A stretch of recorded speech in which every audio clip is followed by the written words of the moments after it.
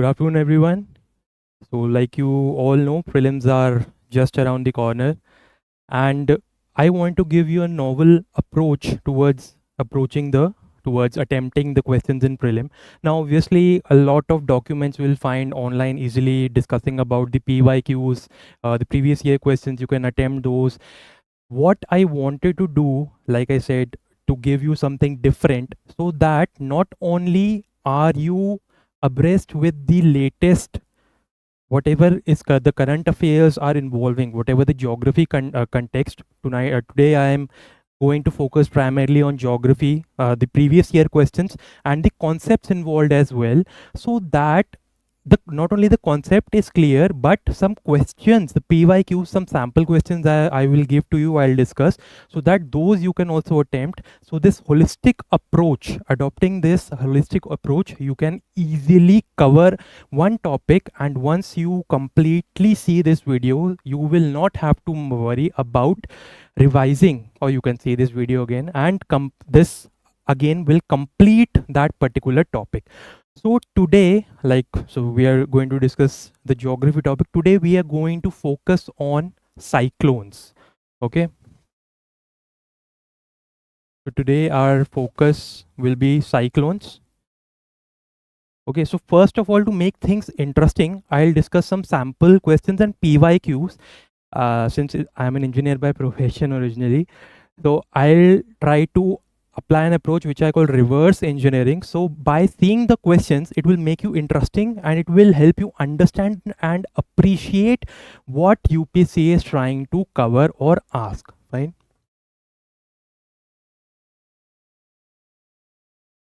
So this question was asked in 2015. Don't worry, I'll just discuss quickly the answers and then I'll come to the main concept.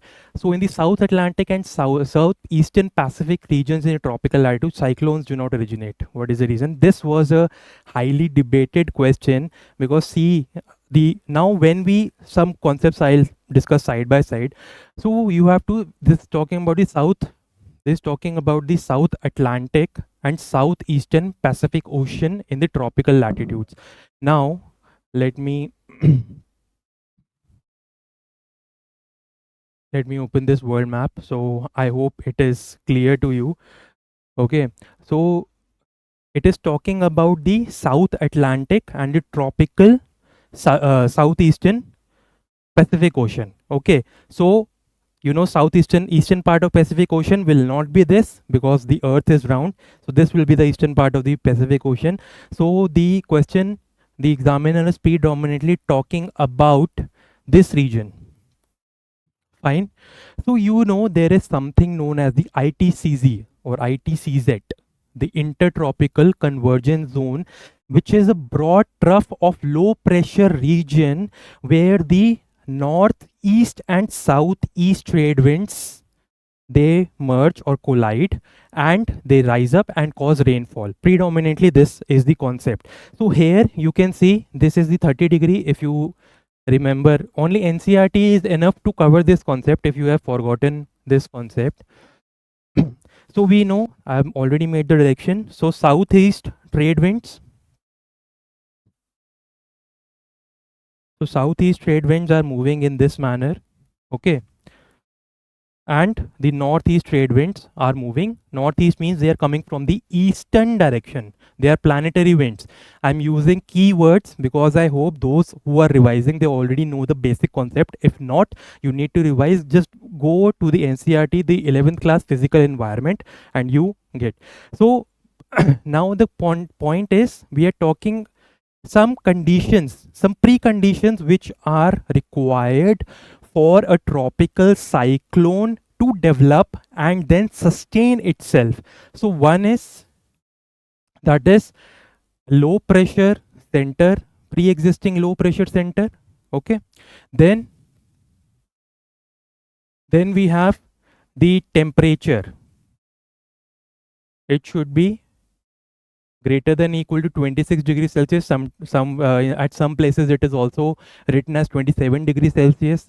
Then there should be low vertical wind shear. then upper air divergence,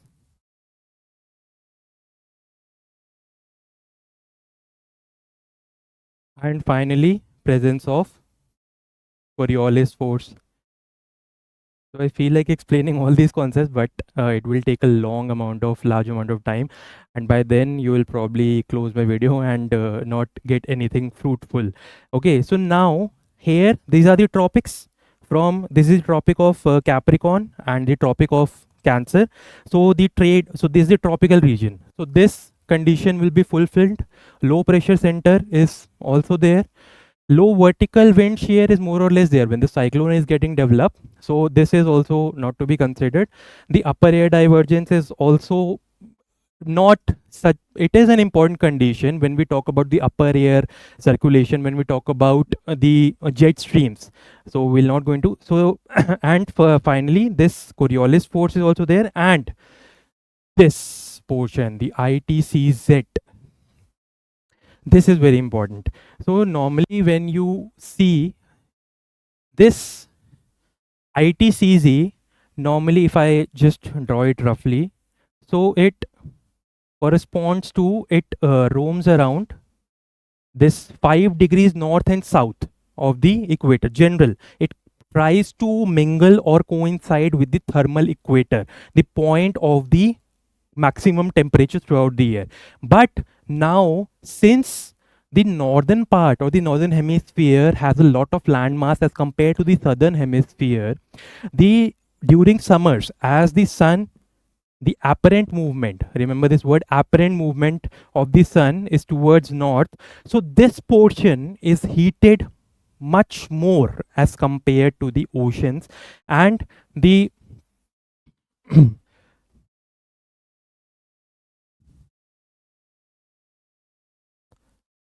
and the ITCZ, this is one of the precondition for inviting the southwest monsoon winds here also. So the ITCZ further shifts upwards.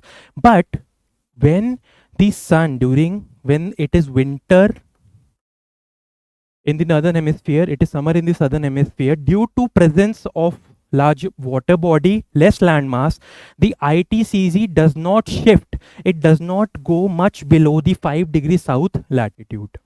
So that is why this precondition, this heating condition which is required, and the shift of ITCZ which is required. We observed recently there was this cyclone Michong. So we'll discuss about that also. We discussed about the cyclone Biparjoy. Fine. There was cyclone recently in the news. There was cyclone which Gamane, which hit Madagascar, because now if this is the equator, so normally here in the northern hemisphere, in this tropical region, in the Bay of Bengal and Arabian Sea, the cyclone season is normally the late October and November. But so this is the sort of the autumn season. So this kind of conditions will exist in the southern hemisphere during the season of so-called spring. Okay, so that is this March, April. Okay, so this is the condition. So now getting back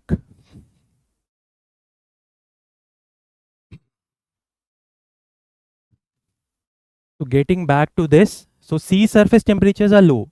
Tropical regions, sea surface temperatures should be enough to to cater to the development and sustenance of the cyclone. So this is gone. If you're confused about this, then just leave it for the time being. Absence of land in those regions. Now, absence of land on those regions does not directly correspond or validate the fact that the southern Pacific, Eastern Pacific and Southern Atlantic Ocean does not account for a large amount or large number of cyclones. So this is gone. Coriolis force, of course. The cyclones predominantly are formed in the tropical region, excepting or devoid of the region between the 5 degree north and 5 degree south latitudes, that is the region of the doldrums, because Coriolis force is negligible. We'll not go into why that is or what the reason is. So this is gone and this is the correct answer. Fine. So this is, like I said, So during, as you can see, during July, due to the high landmass, when the summer is at its prime in the northern hemisphere, it goes way above the equator. And here in January, it does not shift very much towards the south. It remains when there is summer in January. Remember, summer in January in the southern hemisphere, there is winter in the northern hemisphere. So temperature, Coriolis force, upper day divergence, all those factors are there, but the Coriolis, this ITCZ is not very prominent, and we know it stays near the equator, and near the equator in the doldrum region, the possibility of the formation of cyclone reduces to negligible because of the negligible amount of what we call the ITCZ, negligible amount of Coriolis force. Fine. I'll discuss the diagram also. Just wait. So this question was asked in 2020 prelims. So I've included this because it involves the cyclone conditions. So here you can see, consider the following. Jet streams occur in the northern hemisphere only. That is incorrect. Jet stream normally we study with regard to the temperatures or studying about the contrast in the atmospheric conditions or cold and air masses in the northern hemisphere, but that does not mean that jet streams are only formed in the northern hemisphere. Only some cyclones develop an eye. So this can be sort of confusing for you. Then we have the temperature inside the eye of cyclone is nearly 10 degrees lesser than that of the surroundings. Now this can be pretty daunting if you don't know the exact concept. I'll explain it to you. Just wait, just see the video. And so only some cyclones develop an eye. What do you think? Will this be right or wrong? So eye normally we associate with what is known as the tropical cyclone. The cyclone, temperate cyclone is there, so that does not typically correspond to the formation of the eye, and the temperature inside the eye of the cyclone is nearly 10 degree lesser than that of the surrounding. This is wrong. This has to be 10 degrees greater. I'll explain the concept when I come to that topic. Then only some cyclones develop an eye. So this is the correct answer. So the correct answer is 2. Or if I try to just explain it here itself, because I don't know whether you will watch the rest of the video, so I'll quickly try to draw the diagram. So just pay attention.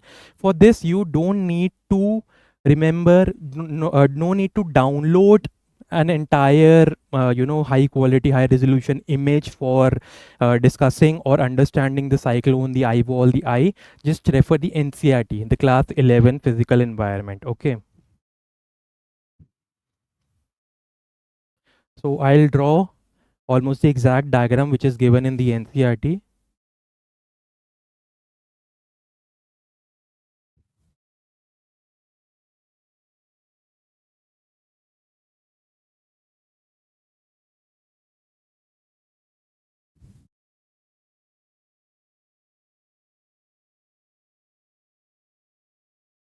This dotted line denotes, because I cannot draw a 3D diagram on a 2D board, so this is behind. Okay, so just keep the board like this. So there is a front part of the cyclone and the back part which goes behind the board.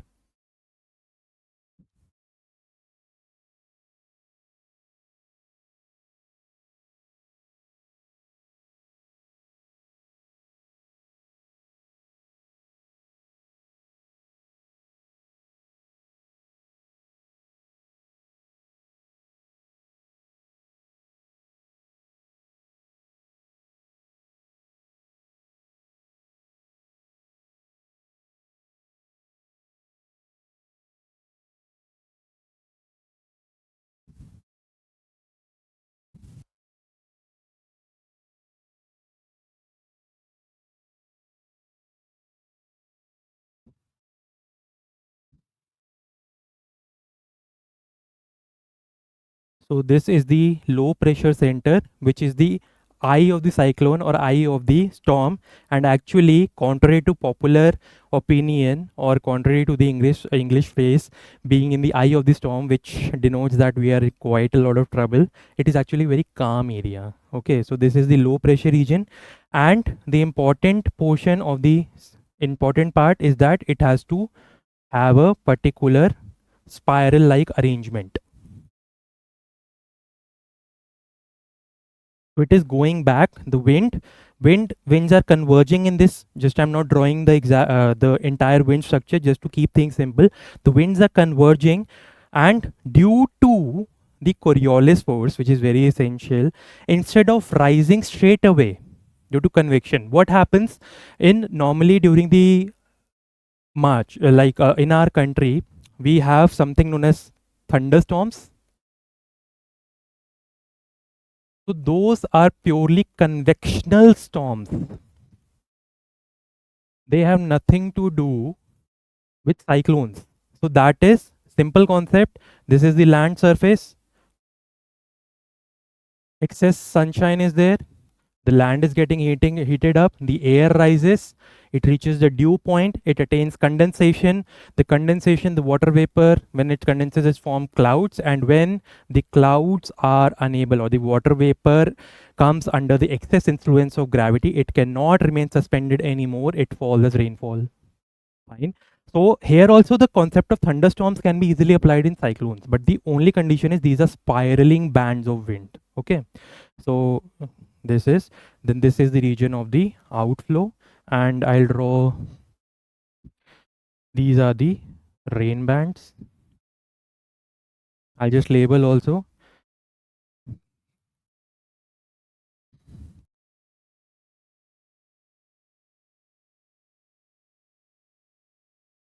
This I am denoting the extent of the cyclone because it spreads over kilometers of, and one is this is the direction of movement. Normally cyclones in the northern and southern hemisphere, they move from east to west. Now can you tell me why they move from east to west? Under the influence of the easterly trade winds. So they drag it, the easterly trade winds, so they drag it towards the western part. And now, so I'll, this is basically, if I, this 15 kilometers, then we can say 12, we can say 9. This is the height, because we know cumulonimbus clouds are formed. Cumulonimbus clouds in thunderstorm and cyclone, which contain thunderstorms, they are clouds of great vertical extent. Okay, so this is the altitude, and this is the direction, and this is the distance. Fine. These are,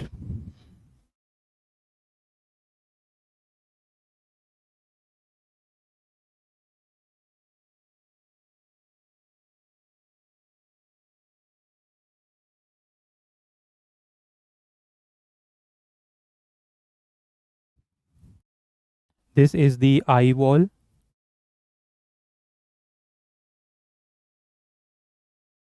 Okay, and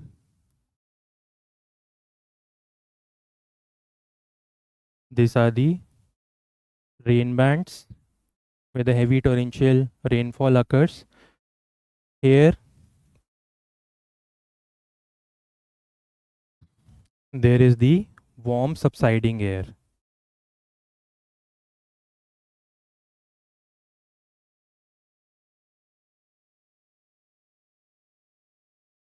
This is the tropopause.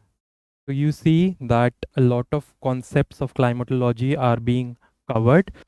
So these are the rain bands. This is the eye wall. This is the outflow. This is the eye of the storm. Now remember, air is subsiding in this region, but it is a low pressure because the complete air does not reach here to form a high pressure. By the time it reaches near, it again rises up and starts spiraling up towards the top. And now temperature. Normally, I don't think you will find this explanation any, because it took me itself, even me, a large amount of time to figure out why the temperature inside the eye is higher as compared to the surroundings. Actually, okay, so here I'll draw this again. So we know if I draw like this is to indicate the pressure. Pressure, obviously, this is the low pressure region. So pressure as compared to the eye wall or outer. I am just considering one cross section, not the entire. These structures can be juxtaposed and placed side by side adjacently, smaller in size. So they cover the entire cyclone. This is just a part to make things easier. And this is the same diagram you will find in the NCRT. And here the temperature is rising. So this is temperature. Now this warm subsiding air. So when the air is rising, outflow is taking place, and obviously the air which is accumulating over this region in the tropopause, near the region of the tropopause, it is compressing the air, and it is becoming, and it is subsiding. So compression means, now a little bit of physics and chemistry. Just don't get confused. Very simple concept. If there are multiple, if this is a packet of air, and there are multiple molecules of air in this, and we apply pressure on it, we make it compact. So what will happen? The collisions between these molecules will increase, and when these increase, they will create more kinetic energy. These will increase, the collisions will produce heat and energy, and that is why the temperature inside, because of the work done inside this eye region, this region is hotter as compared to the surroundings, and approximately 10 degrees greater. Fine. So I hope this makes it a lot clearer.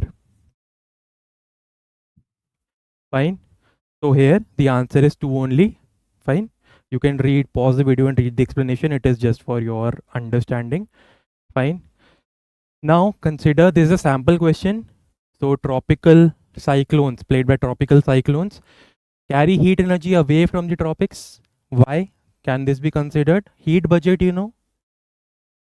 So the temperature, although the poles remain colder, as we go higher to the higher latitudes, the general trend, there are exceptions always in geography, the general trend is that as we go towards the higher latitudes, either north or south, the temperature decreases because of the difference in insolation. Okay, but the poles do not get colder and the tropics don't get hotter. That is because of continuous exchange of energy. Again, go back to the NCRT 11th class NCRT physical environment.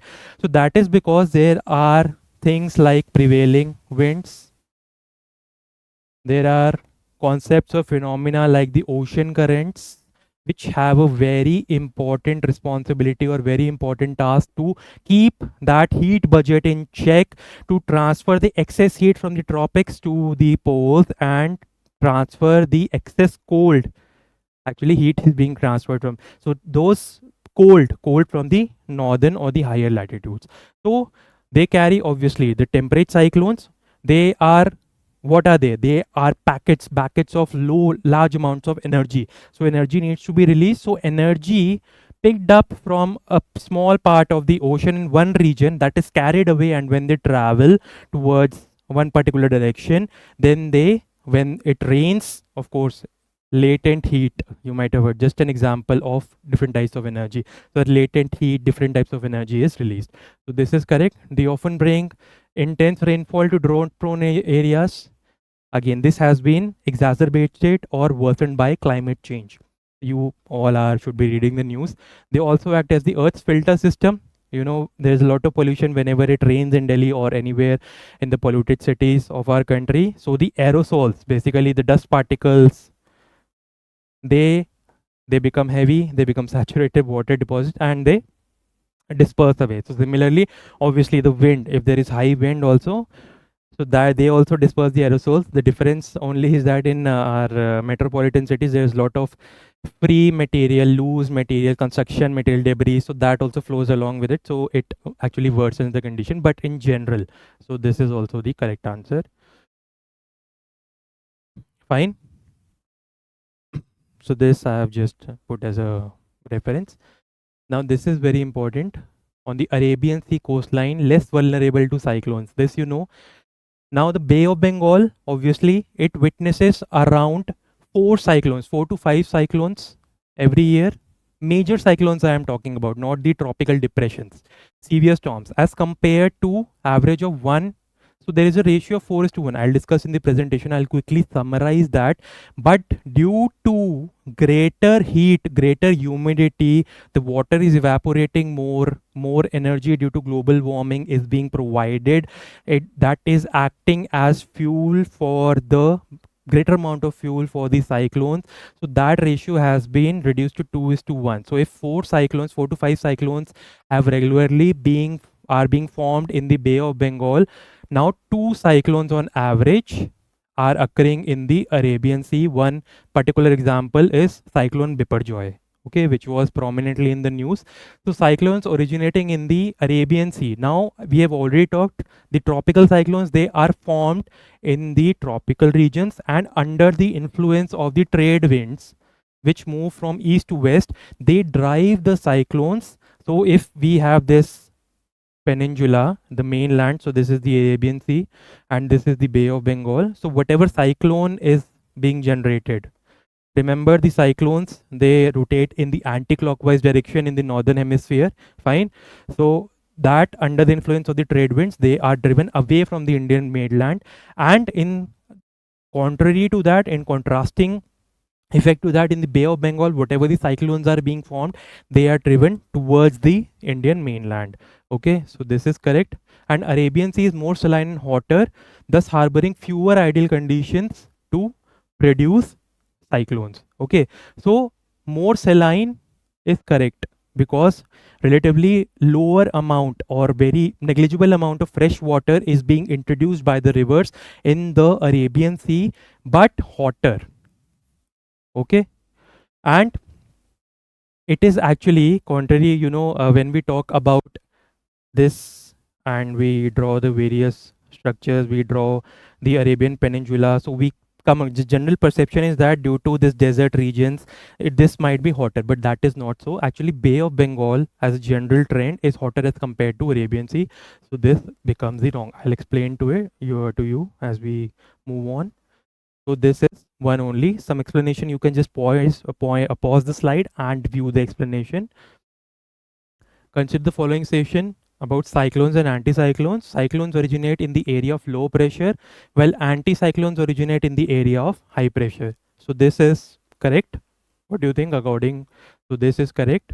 And both cyclones and anticyclones are associated with clouds, rains, and thunderstorms. This is incorrect. Okay, so because cyclones are associated with low pressure regions, in simple terms, which are further connected with instability, rising parcels of air. When the air will rise, convection takes place, then the rainfall, the condensation of the water vapor will take place, clouds will be formed, and ultimately the precipitation will take place. In case of high pressure regions, which are the center of anticyclones, they cause subsidence of air. So when the subsidence of air is there, stability conditions are there. So this will promote stability and not usually associated with clouds, rain, and thunderstorms. Okay. In a tropical, as you move from the edges towards the center, this is very easy. I just discussed in the previous slide, I drew the entire structure of the tropical cyclone. So as you move from the edges towards the center, the air pressure decreases significantly. So this I have already discussed. So this decreases significantly. Again, for your reference, although I have drawn the exact diagram, this is again for your reference. Okay, this bomb cyclone is something of a novel concept. This we'll discuss in detail. So it is formed when the air of different air masses come together. So this is correct. And it is a storm circulating counterclockwise around the low pressure area. Okay. So normally it has been observed on the eastern coast of the United States of America. So this recently was a phenomena. You should be all reading the newspapers, the current affairs to be abreast of the latest happenings. And it is a mid-latitude storm where the central pressure drops rapidly. So this is one of the major difference between a bomb cyclone and a normal hurricane. or tropical cyclone. Tropical cyclone, as the name suggests, it is formed in the tropical regions between the Tropic of Cancer and the Tropic of Capricorn.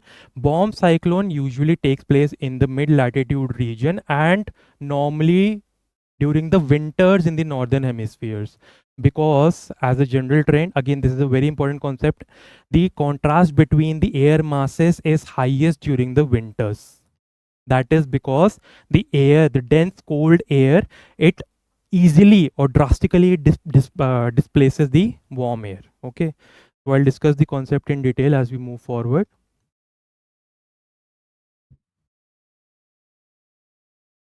Okay, so I've already discussed this is the basic criteria or the basic context pretext. I've already discussed why this cyclones need to be understood.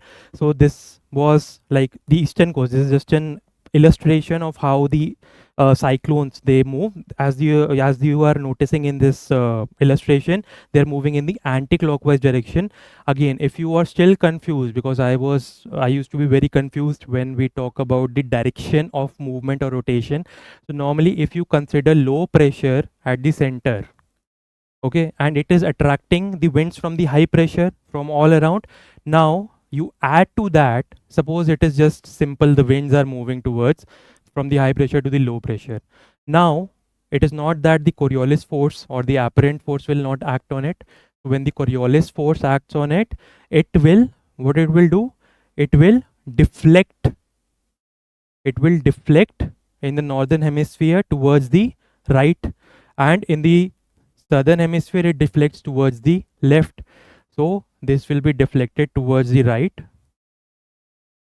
and you can see that this anti-cyclone, cyclone, this anti-clockwise direction will be established. This is very, and similarly high pressure means they're moving away. It will go in this direction, and in the northern hemisphere the direction of the anti-cyclone will be clockwise. Just remember, this is important. So this is just the criteria or the various topics which we are going to discuss. So cyclone Michong, what was, so this was the path of the cyclone Michong. Now you might ask, I am talking about the cyclone moving from east to west. Again, if it is moving from east to west up on under the influence of the trade winds, it does not mean that the Coriolis force has stopped acting. So as the cyclone is moving from east to west towards the Indian mainland in the Bay of Bengal, the Coriolis force will also dictate its path and curve it towards the in the clockwise direction, okay, towards the right, and it will have a path like this. So normally, we have the Tamil Nadu, coast of Tamil Nadu, Andhra Pradesh, Odisha and West Bengal, which are affected by this. So normally, like I said, the cyclone condition, that 26 degree Celsius temperature, the ideal temperature greater than, so it happens in the months of October and November, but this intensity rare timing of Michong was that it formed in December, normally when we are deep into winter season. Now again, cyclone, like I said, when we talk about tropical cyclone, there are depressions or low pressure regions continuously being formed in the North Indian Ocean, either that be the Bay of Bengal or that be the Arabian Sea. But those tropical depressions, as they are fed or fueled with more energy, they continuously they can deepen or sustain themselves, and they can develop into a proper typhoon. Typhoon is normally in the the western part of the Pacific Ocean, in the China and Japan region. The cyclones are known as typhoons, and these tropical depressions then are dependent upon the speed. So like initially it appeared, cyclone Mechong, it developed as a tropical depression around 62 to 88 kilometers per hour, and then when its speed got increased, it was then categorized, or the it was sort of upgraded in what we call into a tropical storm, and finally then severe, and then cyclone, and so on categories are there. Fine. So this is just, like I said, what I drew in the diagram was just one portion. So you can see there are multiple portions kept adjacently in a particular cyclonic structure. So here, there is a low pressure, the intense low pressure, the eye of the storm, and I drew this, the outflow. So the air is actually not rising here. It is convection is taking place, but in a cyclone it is converging, and then spiral rotation takes place, and then outflow takes place. And here there are subsidence regions, and here again there are convection regions. So this is an entire structure of cyclone and expanded structure of cyclone. Okay, so now factors of affecting cyclone intensification. Now, this is intensification. We have discussed previously the factors which provide the suitable conditions for the cyclone to form. Now, intensification, warm ocean temperatures, in the last 50 years or since the industrial revolution, 90% of the heat which has increased in the earth's atmosphere, that has been absorbed by the ocean. So that is fueling the erratic weather, or more, that has increased the frequency of the cyclones. Then wind shear. Wind shear is an important concept.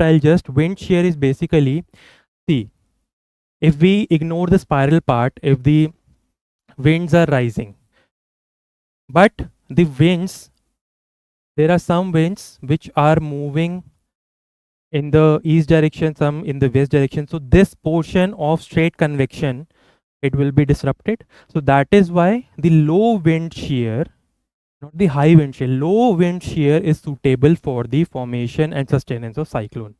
Then Rossby waves, I'll not go into detail. Basically, Rossby waves are the circular motions in fluids. So that can take place in liquids, that can take place in the air in the atmosphere, normally associated with jet streams, and then air-sea interaction. So these factors, worsened by the formation, worsened by the climate change and the global warming, these have led to cyclone intensification. Fine. So hits land, just an additional concept. So when it hits land, obviously it will dissipate, because now the moisture is no longer there. The heat, or the potential to develop the heat energy, is no longer there, but it has sufficient energy to make a landfall and then bring about massive devastation or massive destruction. And one important concept will come, I think, up further in the slide, the storm surges. You need to be aware of these terms, the storm surges. Normally, have you heard of tides? You must have. Again, go and study the NCERT 11 physical environment. Now, if these cyclones are getting intensified, so normally there is a increase and decrease in water level due to tides. Okay, but these cyclones, when they provide additional energy and the water level rises additional to what is being provided, what they are usually affected by the tides, the water level increases, and then it affects the coastal region. So this is an example of storm surge. So these storm surges, they bring widespread devastation, and due to the climate change, global warming, this is also a condition, this is also a horrifying condition which needs to be kept into picture. Fine. Components I've already explained, the eye wall, rain bands. So whenever we talk about geography or any technical subject, if someone asks you what is a cyclone, so how will you describe it or define it when you are writing a mains answer? So I'll just give you keywords, don't need to cram. So cyclone is a rapidly rotating system of winds with low pressure center, low level atmospheric circulation, accompanied by spiraling thunderstorms,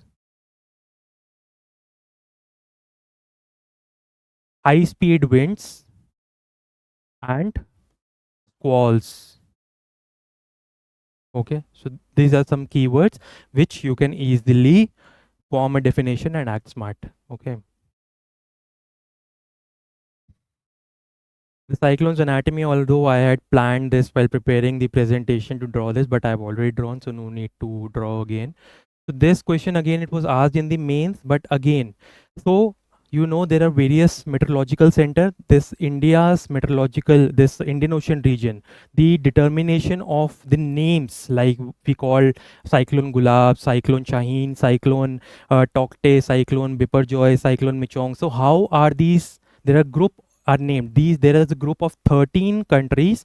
So IMD is the regional specialized meteorological center that coordinates all the naming, and naming is necessary. Now what is the use of naming? The use of naming is that so that it helps in identifying the cyclone if it is of greater intensity, if it has the potential to cause widespread damage.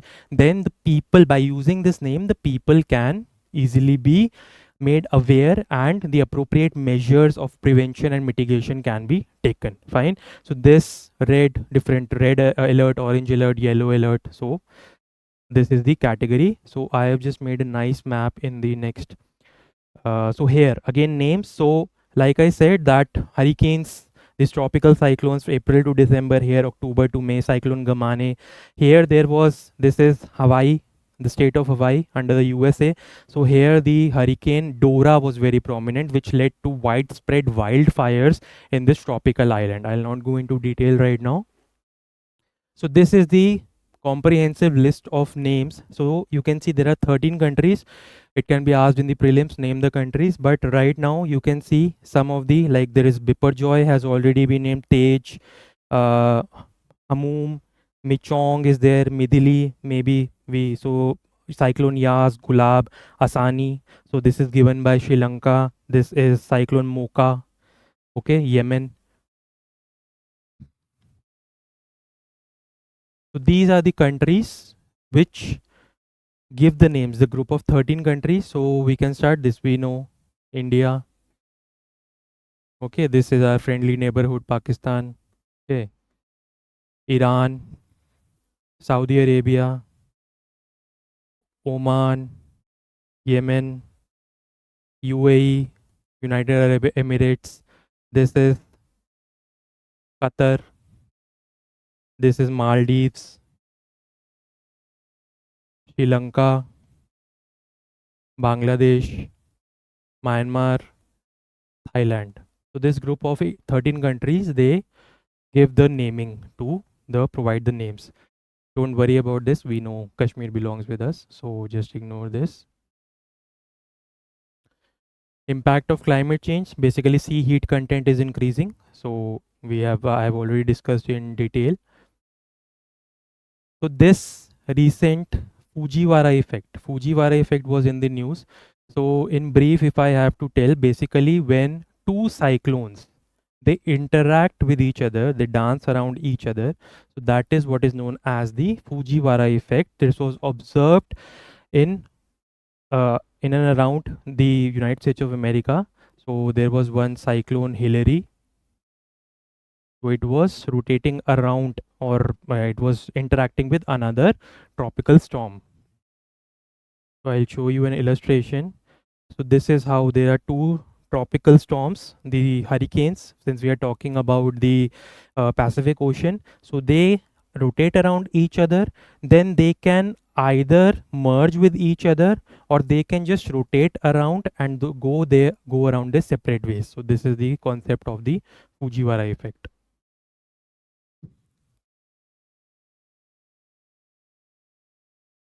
Okay, so this storm surge, extreme rainfall potential, winds speed.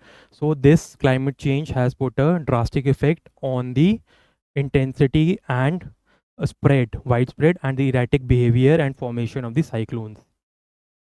Okay, so this is just an illustration which the sea surface temperatures are increasing and so is the power of the Atlantic hurricanes combined with the periodic events such as the El Nino and La Nina. Okay, so these two, when we talk about Arabian Sea, there was a question which I discussed in the prelims, why there is a difference in the cyclone occurrence, the frequency of cyclone occurrence in Arabian Sea and Bay of Bengal. That is because of its location, 4:1. So when we talk about, I'll again go to,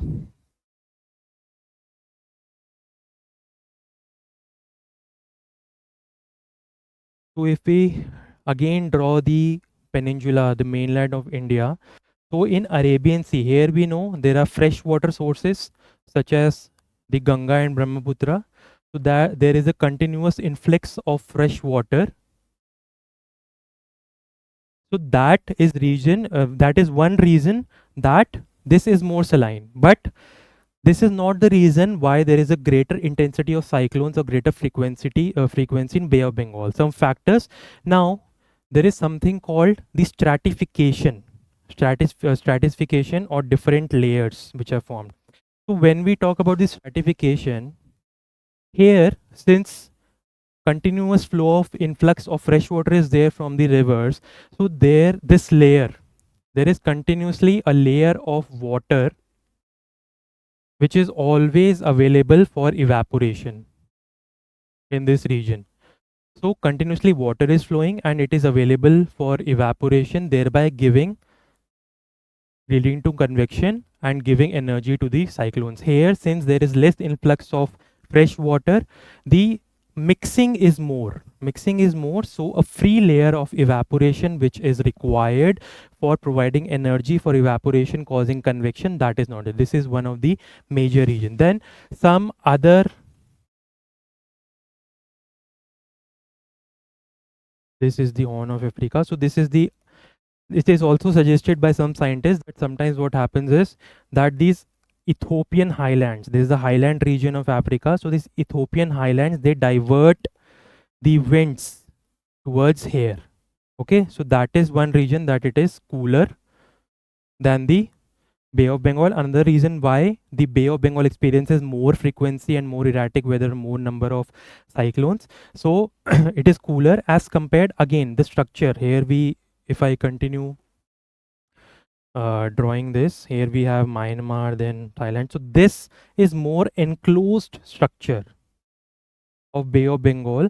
So the heat, the sunlight which is falling, it is heating and causing convection in an enclosed or limited structure, limited water body, leading to intense convection as compared to a relatively open body of the Arabian Sea.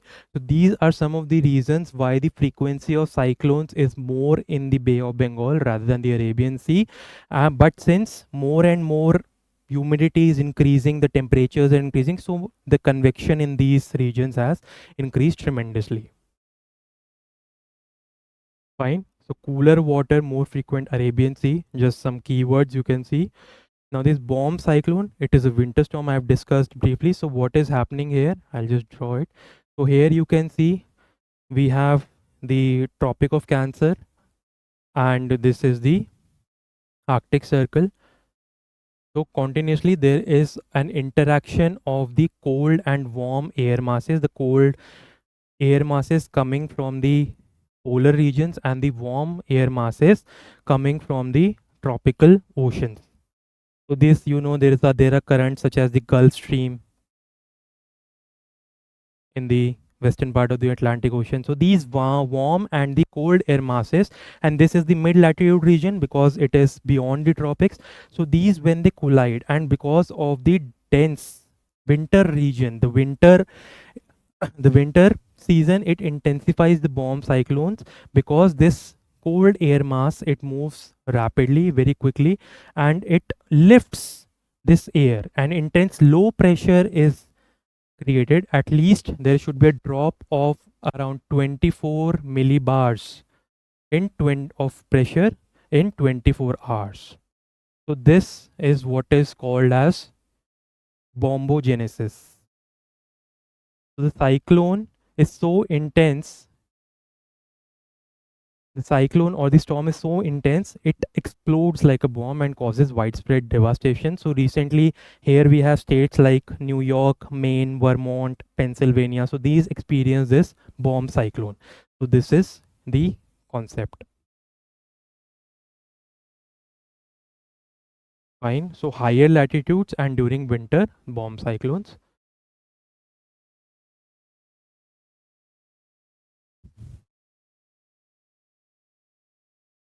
So this was all about what we had to discuss today. I hope you gained a lot of insights into what this cyclone topic entails and involves, and how the UPSC can frame questions around it. If you have any doubts, you can send me a mail, or if any questions, any answer you want to get checked. So till we meet next time, Jai Hind.